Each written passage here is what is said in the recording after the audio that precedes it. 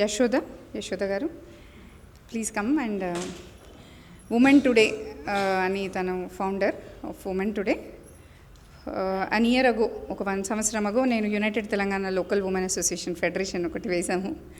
ఫ్యూచర్లో దాన్ని జేఏసీస్ చేసి మన ఇండస్ట్రీ ల్యాండ్స్ ఇందాకన్నట్టే women industry leader corporation separate ఉండాలి, బోర్డు సపరేట్ ఉండాలి, ఆడవాళ్ళకి నిర్ణయాధికారత ఉండాలి అని నేను మాట్లాడుతున్నప్పుడు అప్పుడంతా పొలిటికలీ సెన్సిటివ్ టైం, సో మేము ఎక్కువ ఎక్స్పోజ్ చేయలేదు.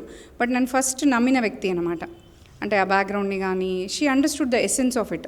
ఎందుకు ఉమెన్ ఇండస్ట్రీ కార్పొరేషన్ లీడర్షిప్లో ఉండాలని చాలా బాగా చేస్తారు. అంటే వీళ్ళు they're very powerful, though humble beginning అని చెప్పొచ్చు.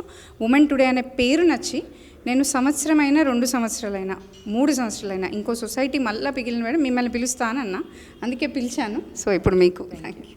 Good evening to all. First time నేను ఒక మీటింగ్లో అంటే నేను జర్నలిస్ట్ని యాక్చువల్గా 25 ఇయర్స్ అబోవ్ నేను జర్నలిజం ఫీల్డ్లో ఉన్నాను.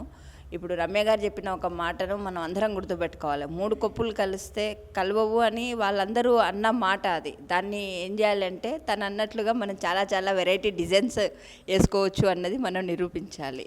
మనకున్న థాట్స్ కానీ ఇవన్నీ ఆలోచనలు కానీ ఒక దగ్గరికి తీసుకొచ్చి ఒక వేదికగా తీసుకొస్తే ఎన్నో అద్భుతాలు సాధిస్తాము.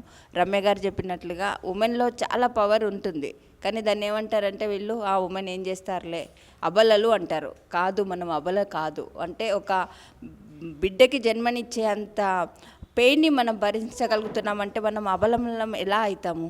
కానీ మనల్ని వాళ్ళు ఎమోషనల్గా మీరేం చేయలేరు, మీరు ఎంతసేపు ఒకరి మీద ఆధారపడే ఉంటారు అని అంటారు.